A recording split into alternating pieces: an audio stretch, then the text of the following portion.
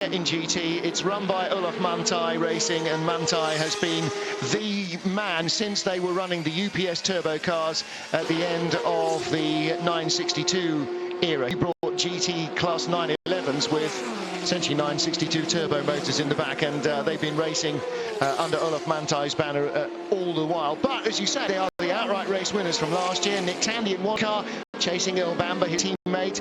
They stood and they shook the podium in the first, they shook the champagne in the first podium ceremony last year, meaning they were the overall winners.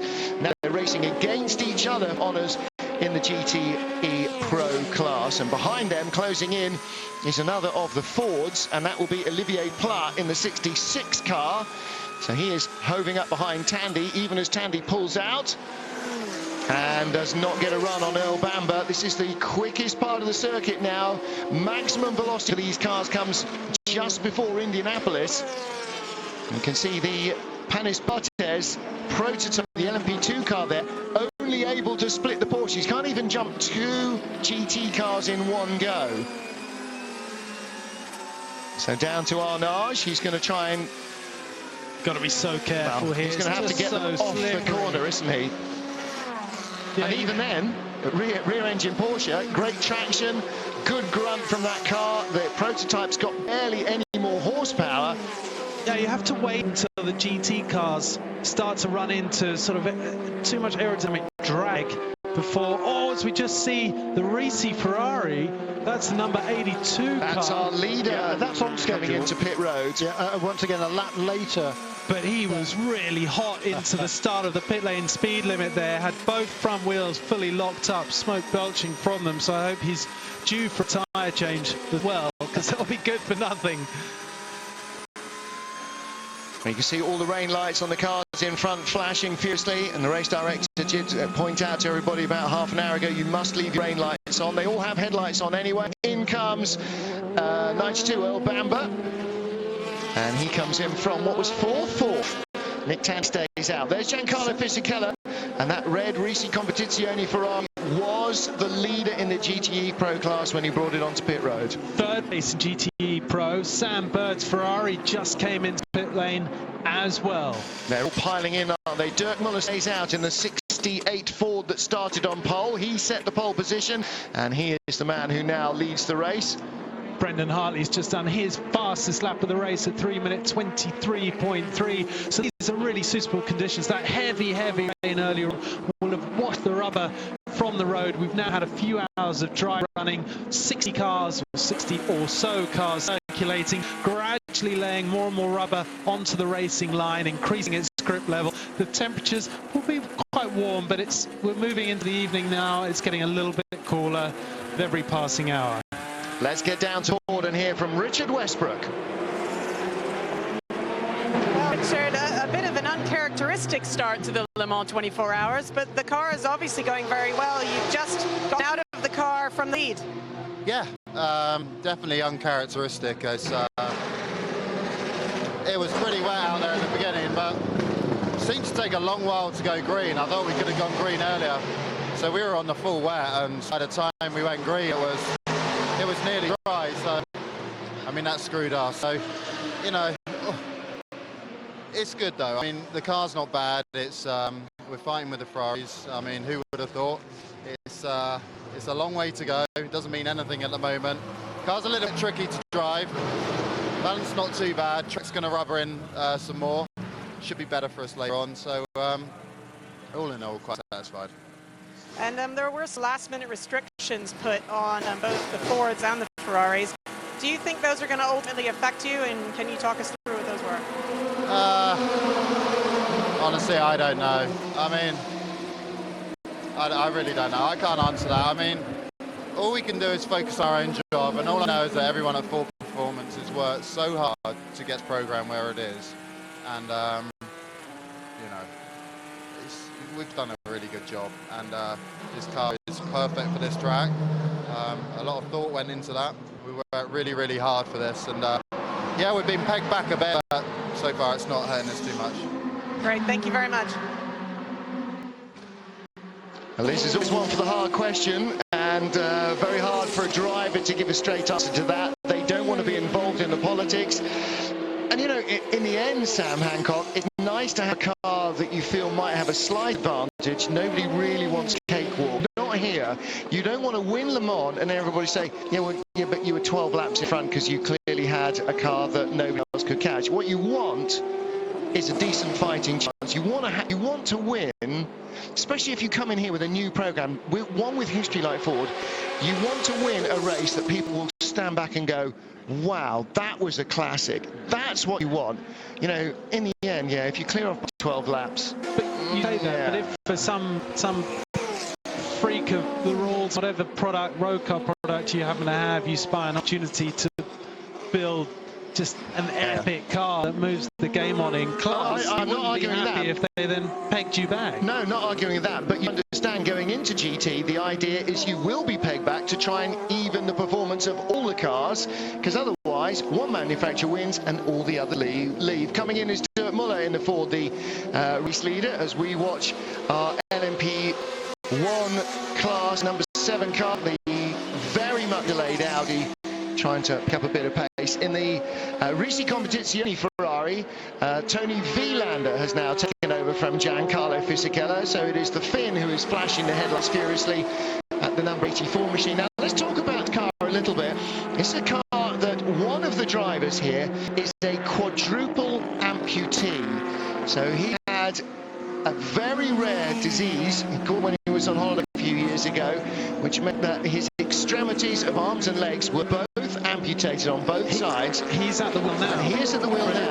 So Richard Sarthe is driving this car, even though he can't get himself in and out of it. He has to come to the pits and actually has to be reached out of the car, but is still using pressure pads that he uses with his legs and his arms to control the car. This is the most remarkable bit of technology and human refusal to give up that you can imagine. All right, the number 44 car may have lost a second coming behind him, and he may be a little bit annoyed with that, but that is the Garage 56 entry. A number of people have been asking, why is it on the entry list with a different colour to all the other classes? Well, because it is our, quote, Garage 56 entry. They'll use that for new technology, and whether it's in the car or the engine or whatever, and there's very definite new technology going on. Here's groundbreaking, the ability to drive a car for severely handicapped, physically handicapped drivers, which is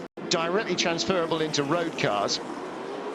So he is racing, and Sam, the ACO said, okay, you can come and you can try, but you have got to set a minimum acceptable lap speed, and he is able to do that. This is not just he's going to meander around and get in the way. He's got to keep a pace up, and of course the other two physically fully able drivers will be able to do that with no problem. So we're getting a bit of a look there. Oh, this is potentially they're doing a driver change. We get to see. They're going to put him into the garage. Of the car. But we've got a bit of a look there at sort of what I call contraption that replaces the steering wheel. I understand that he steers more like with a hand on a tiller with as a opposed joystick. to a wheel. Yeah, kind of like a computer game or flying an Airbus. Which in part explains why, as we saw him come into pit lane, he was a little offline, a little slow getting around the first tight chicane, because it is so tight there. It's much more so than it looks at that front-facing camera angle. And he said that for at Silverstone, the previous round, for example,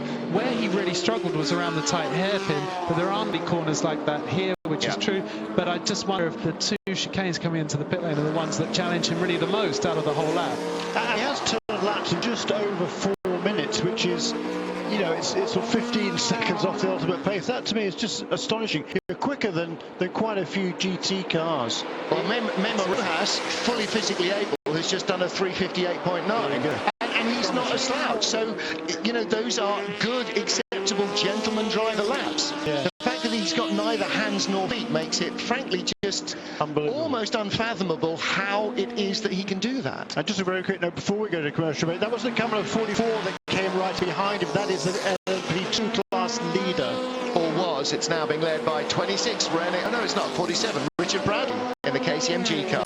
I think I've never made a secret the Tour de France is everything for my cycling career. It's what I base every single year around. I love going to France every year, racing the biggest bike race in the world. The Champs-Élysées is a spectacular sprint, whatever the year, you know. People who aren't interested in cycling, they watch the Tour de France, they know the Tour de France. The yellow jersey it signifies cycling, you know. Монумент истины приближается.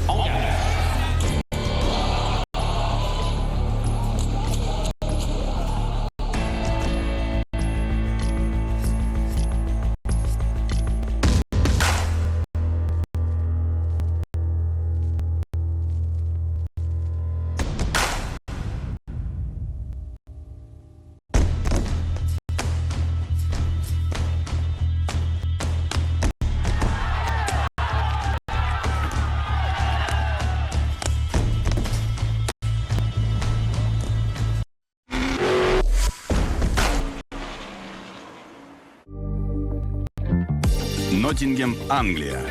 За неделю до Уимблдона устройтесь поудобнее и наслаждайтесь красивой игрой. С понедельника в прямом эфире на Евроспорт-1 ATP Ноттингем.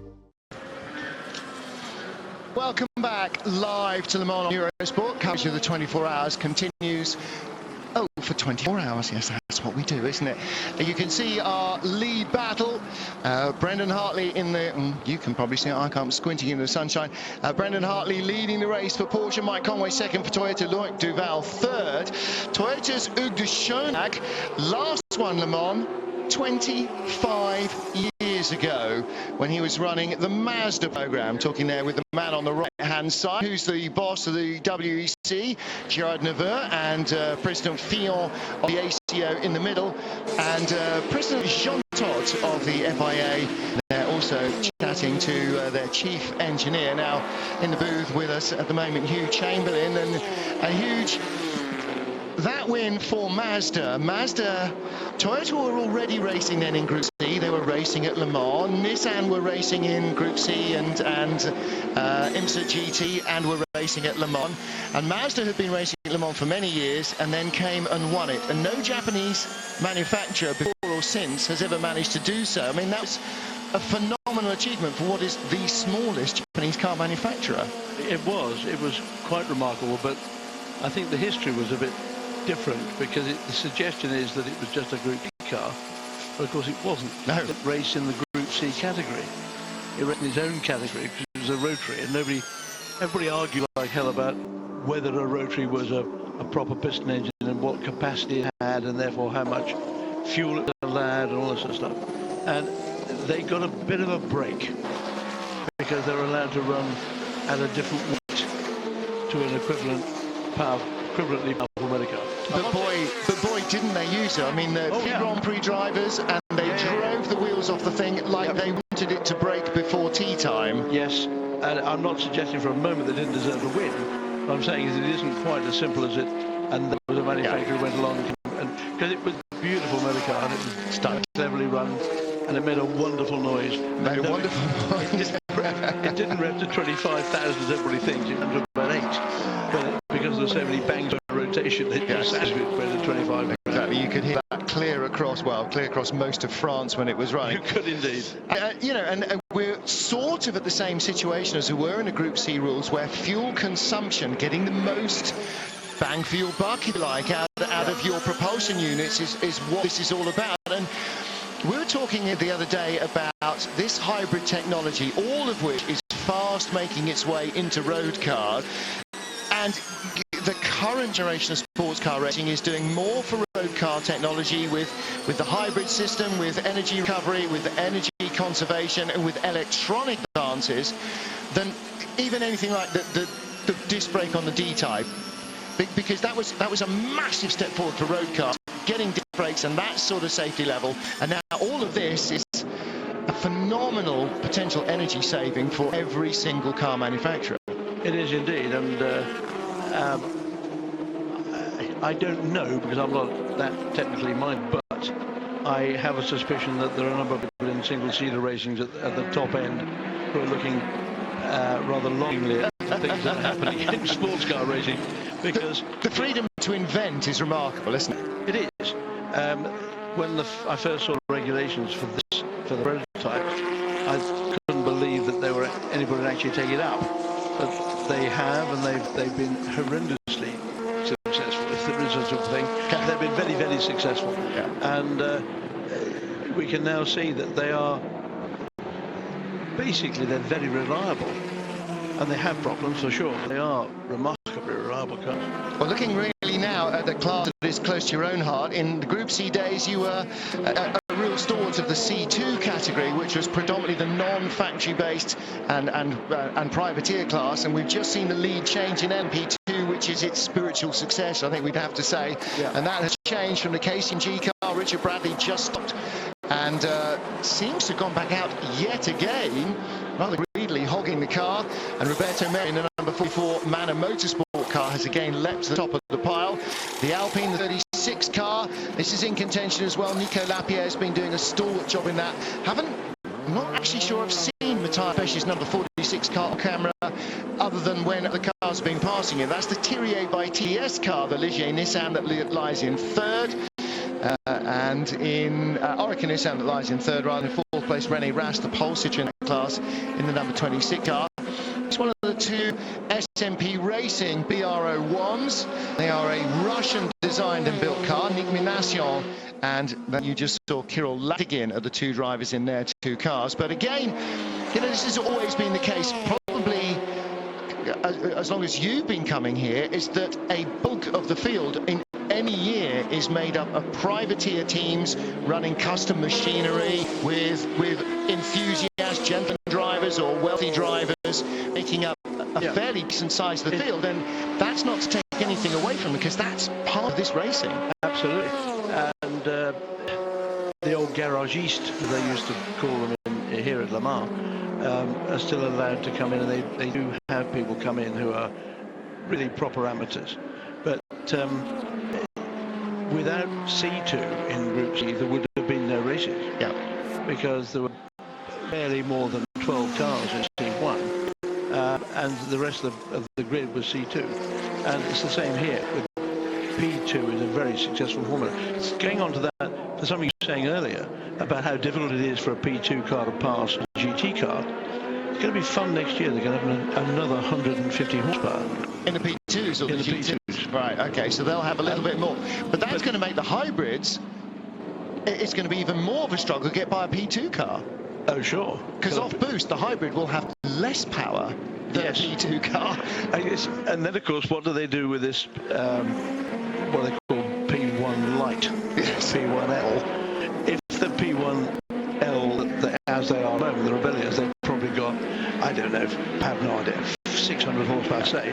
Well, the P2 is going to have 600 horsepower. That means the P1 Lite is going to have a good 700 plus. Right, they can't be P1s. Yes. They'll just be swanning around with the P2 stuff. P1 and a half. P1.3. Yeah. P2 -1 or something. Right. So, anyway, and again, it's balancing the amount of power. Obviously, every racing driver wants more power, more speed, because that's just the way it is, and that's the way cars develop. I mean, compared to the Ford GT40, which looks about the size of a Lotus Elise compared to the modern cars, these things are just... It's like looking at a commercial airliner from the 1960s compared to a commercial airliner nowadays. They do vaguely the same job, but not even remotely the same level of efficiency. Niki Thiem and Stefan Mucker have battled and swapped positions. And that is in the AM class. Just watching the Pro class Aston Martin. Is that Nicky Team 95 has gone ahead, or got ahead of the Ford of Stefan Mucke. Mucke now back in front.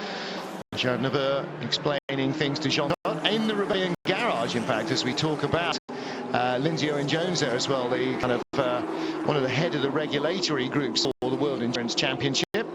Himself a keen racer. In a McLaren, I seem to remember. Indeed, indeed. So Nick Team in the Dane train, Stefan Mucke back in front in the Ford. And the 67 car, the fourth of the Ford GTs, stopped early on with a gearbox issue and still outside the top 50. So that car is going to have a very, very, very long road to try and make the checkered flag. Not to say that it won't, but it is so far. In fact, it is 60th and currently last. 51 still in the garage. This has been in for a while, Jeremy Shaw, and in fact Jeremy hasn't got the headset on, Huge has. That has lost a lot of ground, and that was the Ferrari that Sam Bird was sort of battling for. Oh no, that was 71, was it? This is the one that Jimmy Brew was battling in a top 6 position with. Yeah, and yeah, both Ferraris have had difficulties, hadn't they? They've both been in the pits for quite a long time, so yeah, that doesn't bode well. What does bode well though is the Porsche at the front of the field. Brendan Hartley, last time around, yet again a new personal best lap, 3:23.222. He's done 3 personal bests now in his last 6 laps, extended the lead out to 12.7 seconds. He's flying. We're going to take a quick commercial break.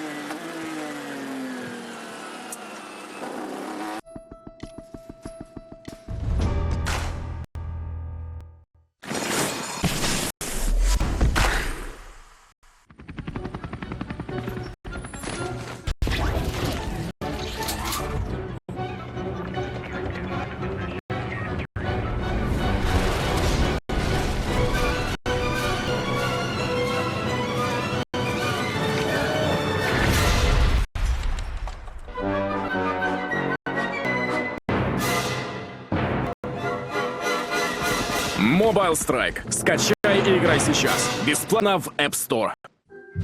Цезарь. И это, по-вашему, пятница?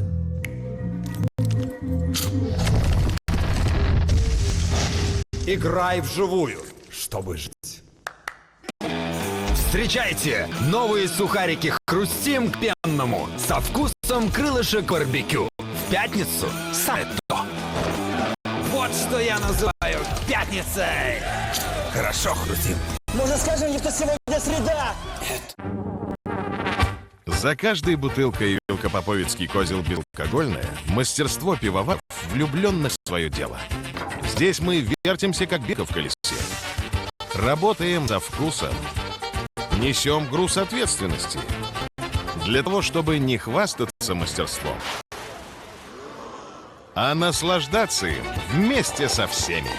Велкопоповицкий козел безалкогольное. Наслаждайтесь нашим мастерством.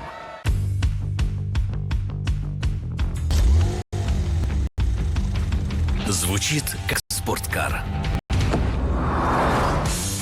Дарит чувство спорткара. Маневренный, как спорткар. И герб на нем свидетельство спорткара. Porsche Macan. Для тех, кто верит, что каждый автомобиль Porsche – это спорткар.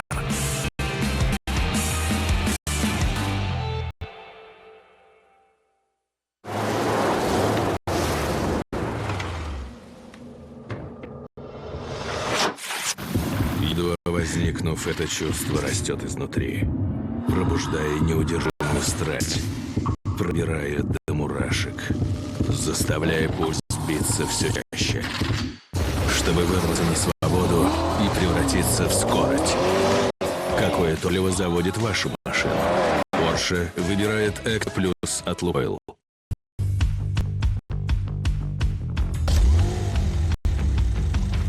Звучит как спорткар. Дарит чувство спорткара. Маневренный, как спорткар.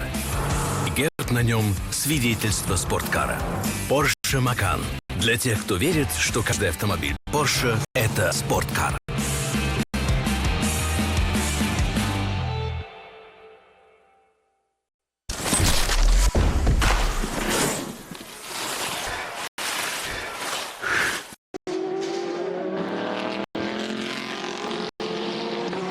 fastest man at Le Mans, Mike Conway, 3 minutes 22.15. New fastest lap of the race last time round, and the Toyota driver in second place, 8.5 seconds now behind Brendan Hartley, who is setting his own personal best in the garage on the left hand side.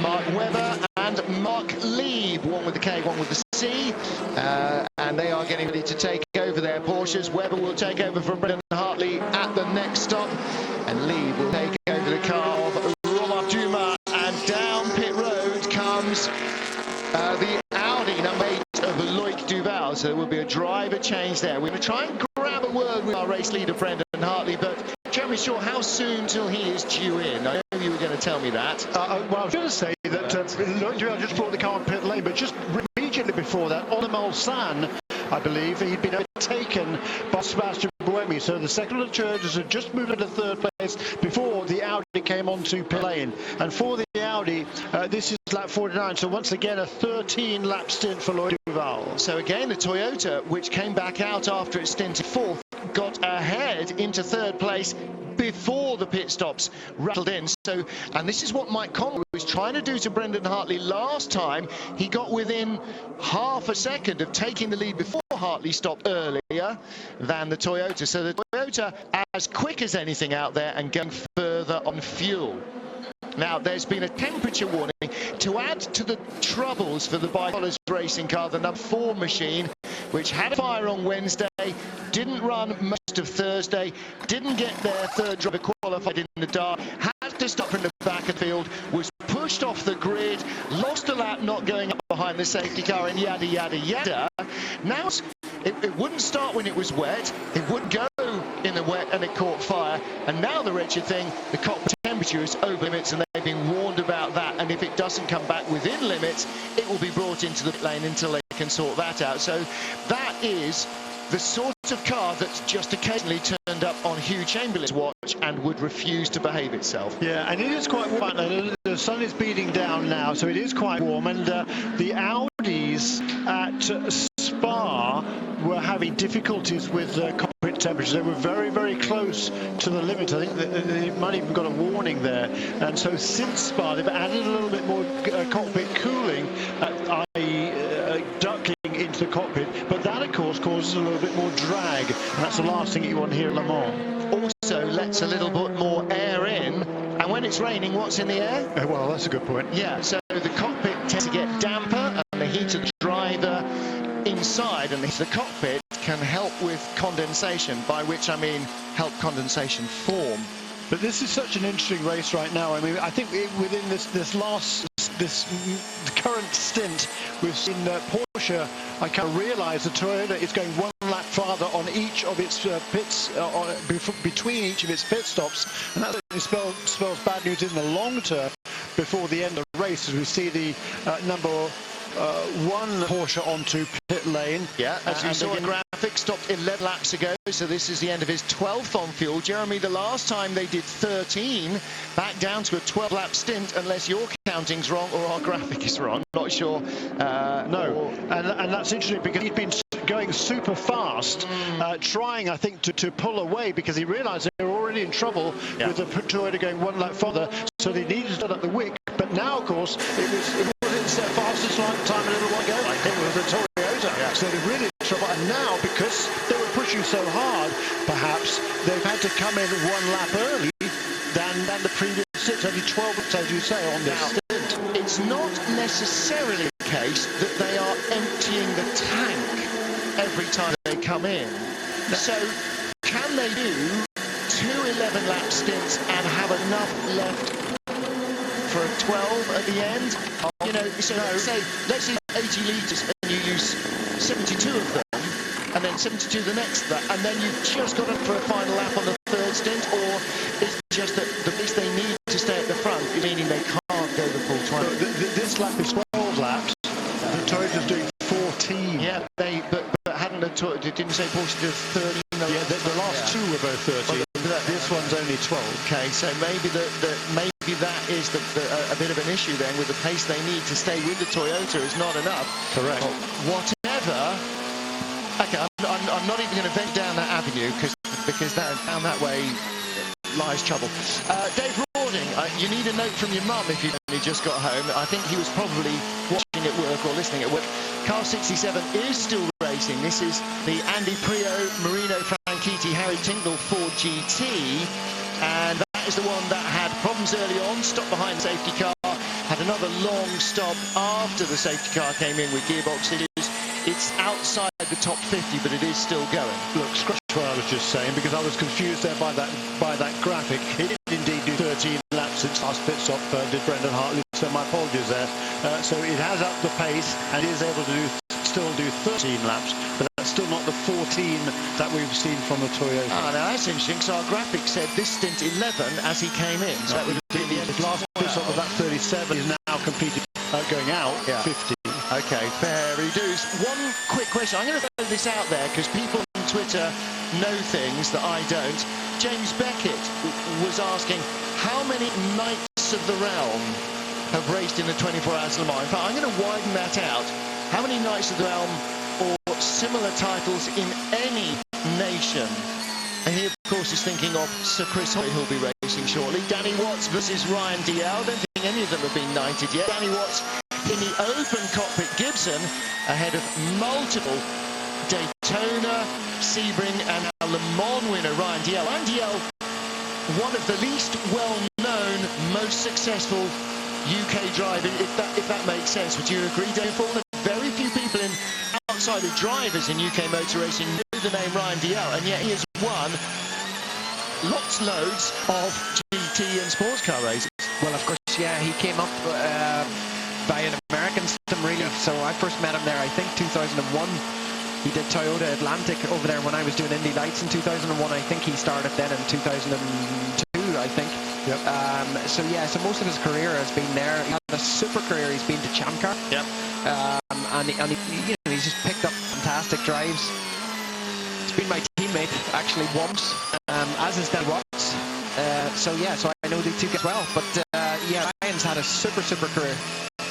Sort of interesting, I thought, that having had associations with Daytona prototypes and being very much on Chip Gassie's radar as a rival and as a driver, that maybe did get approached to be part of the Ford program. Maybe he wanted to keep prototype racing. I'm not sure. That's not actually something I've had a chance to ask him about. But he would, you know, in US racing terms, you've got to look at him as being way more than capable in terms of his own performance of being part of that team. As he's giving Danny a very tough time now. He did say this is position fourth, 1, 2, 3, 4, fifth place in the GT in the LMP2 class.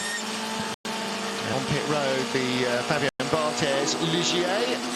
There's the number 2 Porsche in, Romain Dumas. Gets out, and in gets Mark Lieb. On board with the number 1 car.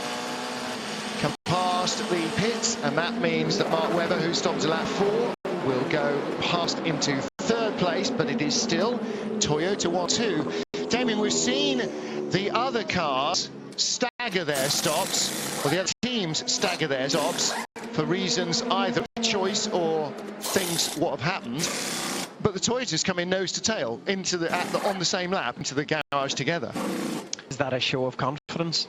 Well, it's just I don't know. I mean, they certainly look fantastic. What's a little bit puzzling to me is that, and I thought was the same, slightly not bad or not as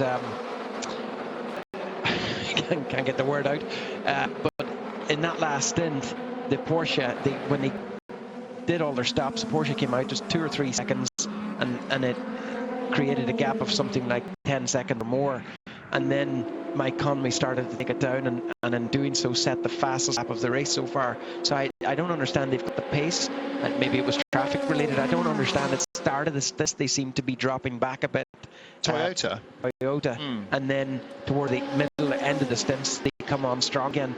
Either way, they're running an extra lap, which is going to be or 2 extra laps. Yeah. And that's part of the reason why at the beginning of the Toyota stint is they're sort of 3 or 4 or more laps behind on fuel and are a heavier car. Well, let's get down to the Porsche garage, catch up with race leader Brendan Hartley. Brendan, you've just gotten out of the number 1 car, leading this Le Mans 24 Hours, a fantastic battle with the Audi. How was that drive for you? Yeah, it was good. It was nice to finally get the race underway. It was a bit too long under safety car in the beginning. The team did a good job in the first one. We bombed pretty early for slicks. I think it's the right call. I was pretty cautious in the first two stints. It's the longest that we've been on tyres so far because we've had lack of testing and qualifying in the wet conditions. We didn't know how long to make the tyres last. And actually on the third stint, I gave it some herbs and the car was still feeling very good. So yeah, very positive for the rest of the race. So the pace was very good. I saw second stint they were right behind. So I haven't had a full debrief of what's been going on, but anyway, the time seemed very close and yeah, so far so good. So based on what you've learned about the tires now and the performance of the other cars, what's going to be the strategy for the rest of the race with stints? Yeah, I'm still not 100% sure if we can make the tyres last one extra. I was feeling pretty good at the end, but they'll do a bit of analysis on the tyres back behind the white doors there. And like I said, I haven't spoken to anyone yet. It'll probably depend a little bit on what the other guys are doing as well. But yeah, well, to be honest, I don't really know. We just got to, just keep it on track. And long way to go, but it's nice to be early on. Great, thanks, Brendan. Brendan, it is safe to say, gave it some jandle there in the final stint. And as you said, very truncated, dry and consistent condition running. Consistently, it was inconsistent. So everybody is a little bit it's less well prepared than they would like to be. They're not scratching around, they're not guessing.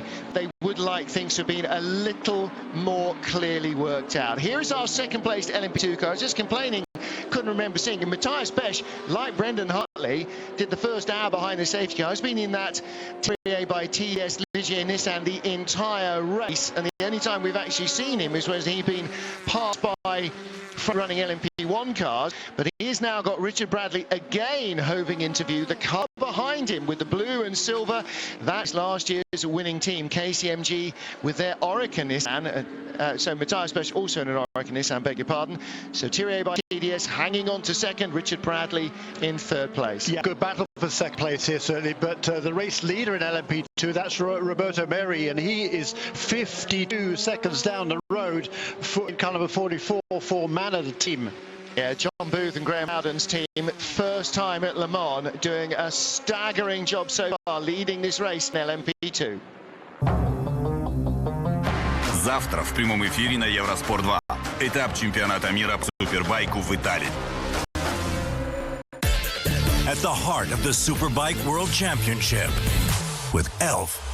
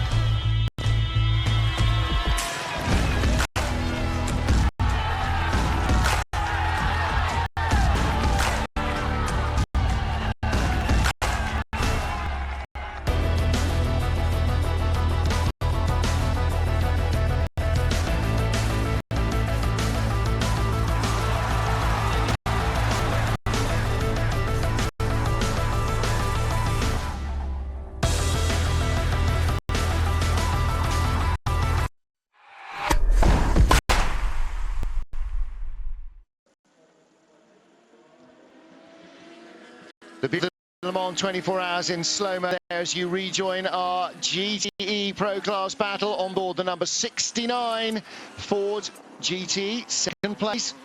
Was just handed over by Richard Westbrook, who started that car and brought it in as the class leader, now driven by Kiwi Ryan Briscoe. And right behind him is American team Joey Hand in 68 car. Dirk Muller started on pole position. Now we're seeing a lot of drivers that started the race running all the way through now until very nearly 4 hours. And that brings me very quickly to Phil Kinch, who said, what's the maximum amount of time any driver can be at the wheel during the 24 hours? Jeremy Shaw knows. 14 hours is maximum drive time for any one driver. Also, he's not allowed to do any more than 4 hours out of 6. Well, it's getting fairly close to that now, because this race is now 3 hours and 38 minutes underway. Okay, 50 minutes if it was under the behind the safety car, but still that counts drive time. Yeah. So we will, when Mike Conway comes in this time around, I expect him to hand over the car to the next driver. Same with Sebastian Buemi, and the gap between those two is out now to 24 seconds. Our first and second, because they yet have to make their 4th pit stop of the day. We had a question a couple of minutes ago. Tell me if something exciting happens. James Beck wanted to know how many ennobled drivers or Knights of the Realm have driven at Le Mans. He's thinking obviously of Sir Chris Hoy, who has just taken on his car for his very first race stint at Le Mans. Johnny Dumfries, he is a laird. He wasn't quite a laird as Mike Conway, the race leader, comes on pit road. He wasn't a laird when he raced here in 88 and 89. Lord Selsdon raced here in 1949, and it's also been suggested that Nigel Mansell was an OBE at the time he raced here with the boys in a genetic, if that counts. Well, it's kind of there. So race leader on pit road, here he is. Mike Conway bails out 20 minutes short of the 4-hour mark, and in gets Kamui Kobayashi. So he takes over in the lead car, right behind in 10, 9, 8, 7, 6. Is he coming in yet? He should be with us almost, because he was 23 seconds behind. Oh, he is. There he is. It's Sebastian Buemi in number 5 car. I missed him going by our window. Okay, now, here's a question which we are going to be asked. White bodywork on the top of the wheel arch. Why is there that black square on the top of the one at the front? In fact, it's not a black square. It's a hole, and all prototypes have them. Because, Damien Faulkner? It's for safety reasons. It's so that air doesn't get trapped if the car becomes airborne. That it can flow straight. Or exactly airborne in any shape or fashion, front ways, sideways, so that the air can basically flow right through there. And they've made them bigger actually this year. They have. They've made them a lot bigger. Nicholas Leutweiler going off to number 34, race performance. Orica Judd. That is the left-hander at Indianapolis. That is the corner actually called Indianapolis, and that was formerly a big gravel trap and is now a big tarmac area. So cars that go off, and they do, can be rescued easily even if they hit the tyres. Mark Webber is our race leader now in the number 1 Porsche. The 2 Toyotas having stopped. Now wait to see how many laps it takes for Toyota to get back in front. Number 51 Ferrari was back on pit road and out of the garage after a long stop. And I'm not getting anything in the Twitter sphere to indicate what was up with that Ferrari, but it was a very, very long stop. And was the BR01 that we saw in trouble, was that Mikhail Lishin? I'm not sure which of the two it was. Mikhail Lishin is at the wheel of the 27 car. Is he still? No, Kirill Ladigan is in 37. Nick Minasson is in 27. I'm guessing it was 37. That's all I'm guessing. I have forgotten Lord Paul Drace and Sheila Marison. I have, haven't I? Well, I threw it out to everybody else and they'd forgotten it. Let's have a... Somebody's correcting our spelling. Christy McPherson, I can barely read that. We do not provide the graphics, by the way. We do not provide the pictures either. The only thing that Eurosport is responsible for is the noise coming out of your TV in terms of commentators and also our pit lane interviewers. All the other pictures are provided by Le Mans for broadcasters the world over. So whether they can spell Porsche on their graphics package or not is entirely up to them. We can. We don't need to. Let's get down to the pits and hear from Mike Conway, the standout driver in the first 4 hours here at Le Mans. Mike, you've just gotten out of the car, a really fantastic stint out there. The fastest time of the race so far. The Toyota must be handling very well. Yeah, I didn't know so much, so that's good. I mean, the car seems to be getting better as the stints go on, so we just lost a little bit of time to Porsche on the first stint, and then we seem to catch a little bit toward the end again, so I think we'll always get that with first set of tires you're trying to go 3 stints with, so I think it will get better for us as the day goes on. And we noticed that you decided to pit both cars together. Do you know if that was always a team strategy, or is that just how it worked out? I mean, we're trying to extend our stints as long as we can, so to get one car that can go a lap short, to catch it back up. So yeah, we're always trying to stretch our stints as much as possible. But no, it's good that we're 1-2, I think, at the moment. So yeah, hopefully we can get there. Great, we'll let you have a rest. Thank you. Excellent effort by Mike Conway, and that's a classic sign of a driver enjoying doing what he's doing. He just drives the wheels off the car and has no interest whatsoever in whether it's the lap time or not. It's just driving it as fast as he can. Changing position between 2 of our Fords, and the Fords with the identical red, white and blue livery. The red mirrors is the 68 car, the yellow mirrors is the 69 car.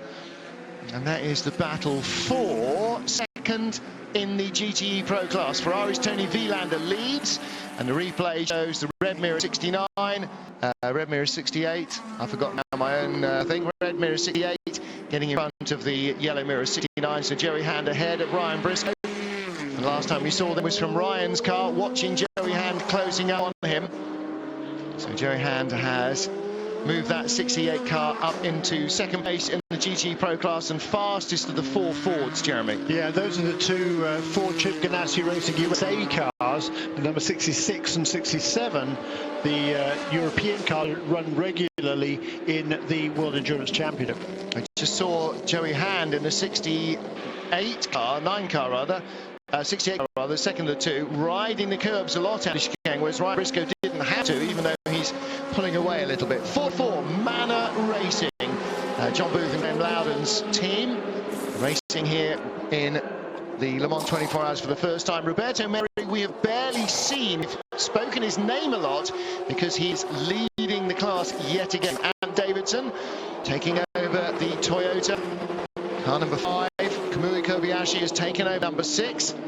And I thought they were in together. Whoa! And Roberto Merri, again, fast approaching. Now he's within 16 minutes of the end of his drive time.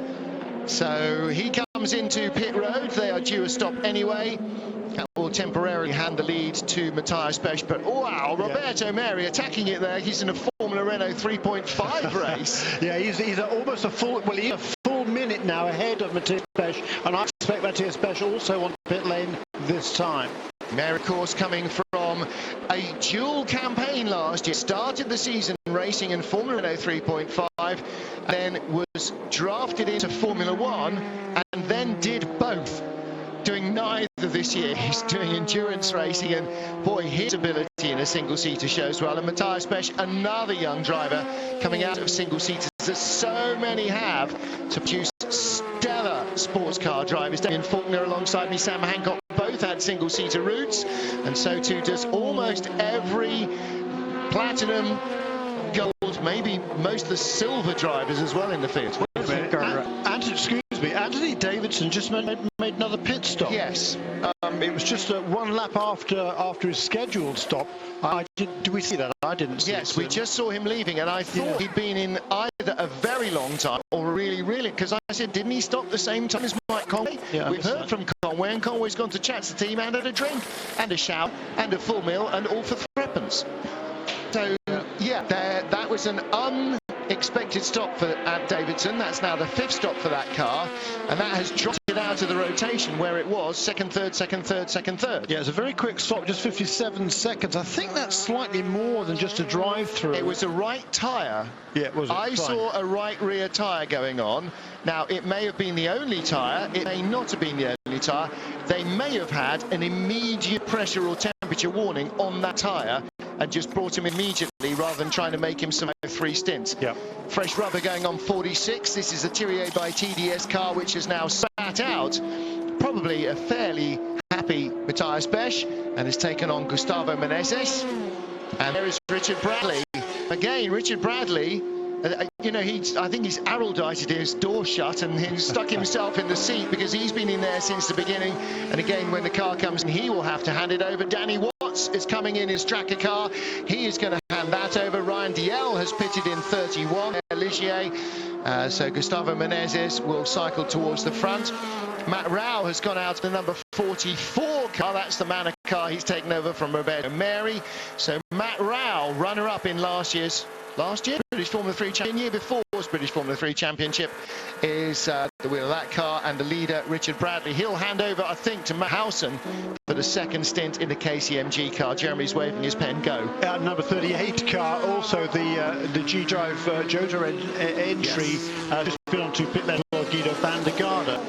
Running in the top 5 in the class. Yeah, he's taken that over recently, hasn't he? That, I think they double stinted that, whereas everybody else has pretty much triple stinted. And in the garage, one of the factory Porsches. This is 91, and this is the car that we saw with Nick Tandy at the wheel. He is out. So Nick Tandy has brought the car in. It's been rolled back on the trolley dollies, and that is a fuel or oil tank or cooling shoe. And I think that was Kevin Estra being bolted in, because there's called, no, it's brakes as well. Is this full service? Doesn't have a hybrid system at the front. They've raced a 911 with a hybrid in Nürburgring 24 hours.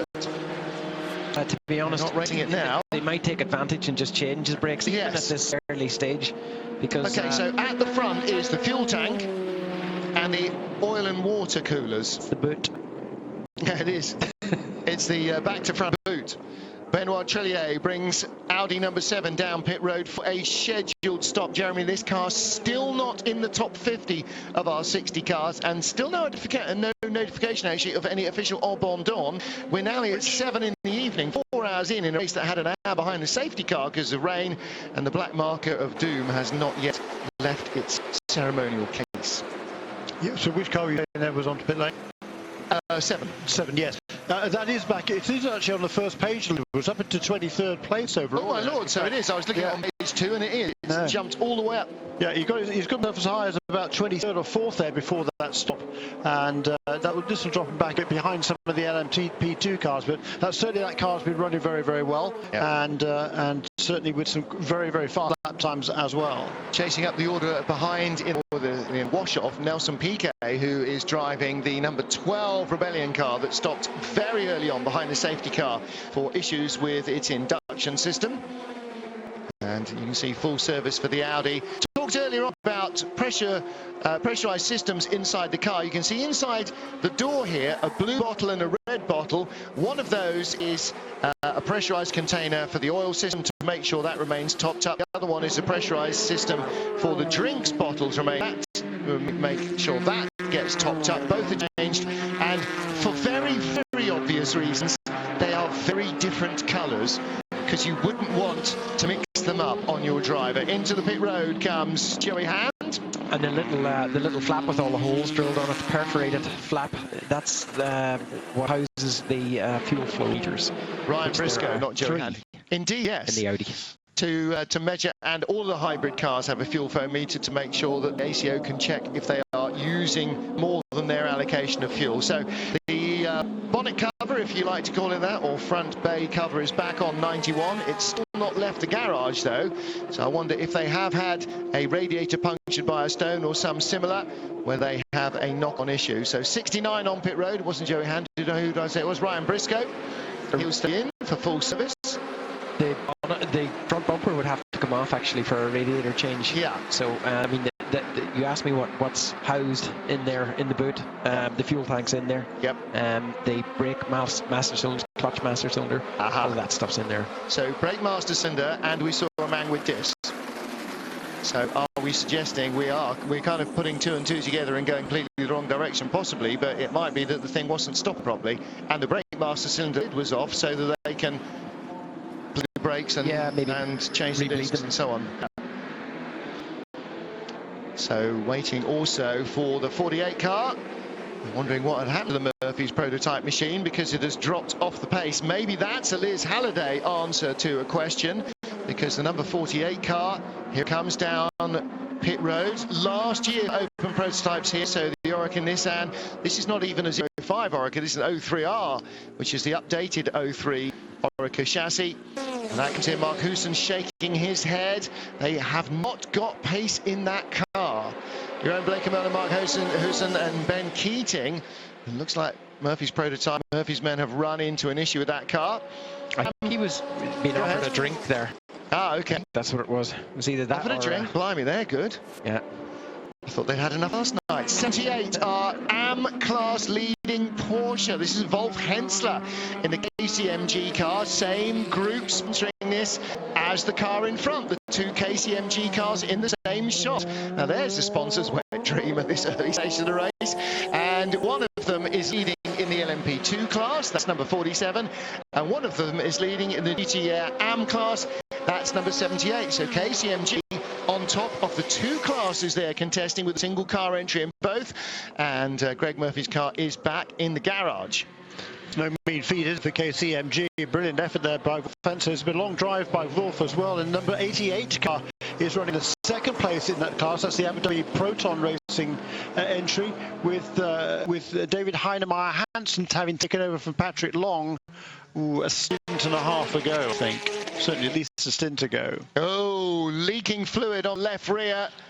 That is 91 Porsche.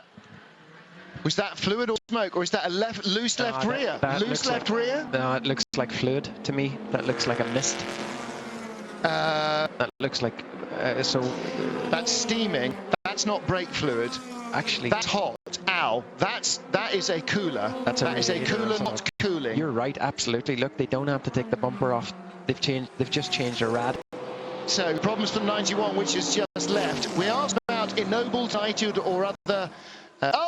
And 89 is off. That's the WeatherTech 2 driver car in the AM class. Mark Miller, the bronze driver. So Cooper McNeil too ill to race the car. They had a standby driver, an officially approved reserve driver in the form of Gunnar Jeanette, who's a former multiple race finisher here. And that is a lot of damage. It's torn the belting off the tyre stack. Mark Miller's gone off hard there.